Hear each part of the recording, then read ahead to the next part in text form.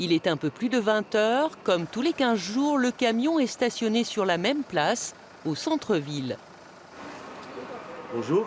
Bonjour monsieur. Sofiane vit dans la rue depuis quelques mois. C'est la première fois qu'il vient consulter ici. Bon, il y a un bon détartrage à faire encore, mais c'est pas si mal que ça. Pour les gens qui n'ont pas de sous, qui n'ont pas une carte vitale, un truc comme ça, c'est pratique quoi. Je trouve ça vraiment, c'est bien quoi. Depuis le début des maraudes médicales en 2013, Marie-Martin d'Albrou intervient dans l'unité mobile avec 2 autres collègues et une assistante, bénévole comme elle. Pendant 2 heures, elle enchaîne les diagnostics et les conseils de prévention. Ici, on n'a pas le droit de faire des soins, donc le but c'est de leur faire comprendre que c'est pas parce qu'ils sont à la rue que personne s'occupe d'eux et surtout qu'il faut qu'ils prennent soin d'eux-mêmes. Donc le but c'est de discuter avec eux, de leur redonner confiance et ensuite effectivement de les adresser dans une structure qui pourra les prendre en charge.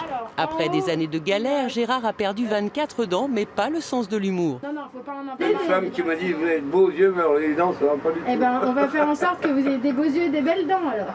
Gérard repartira avec son bilan bucco-dentaire et une adresse où il pourra recevoir des soins et faire ses prothèses.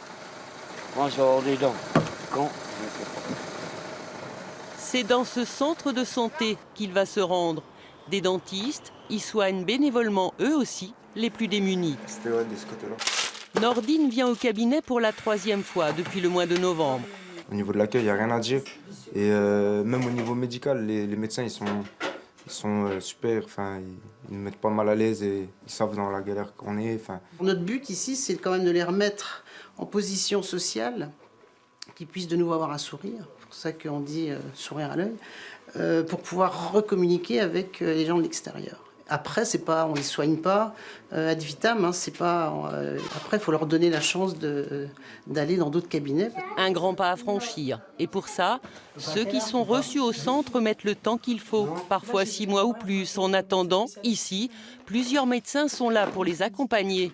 Des spécialistes et des généralistes, comme Anan, qui oublie ici les consultations d'1 quart d'heure. Il faut que j'aille à l'hôpital. Je peux vous indiquer un nom, après, comme ce qui vous convient le mieux. Centre-ville, ici, les gens ont une vie quand même souvent plus marquée par des soucis ou par des événements des événements de vie qui font qu'ils ont envie de parler. Et puis nous, on est là pour les écouter aussi. Ça fait partie du traitement aussi.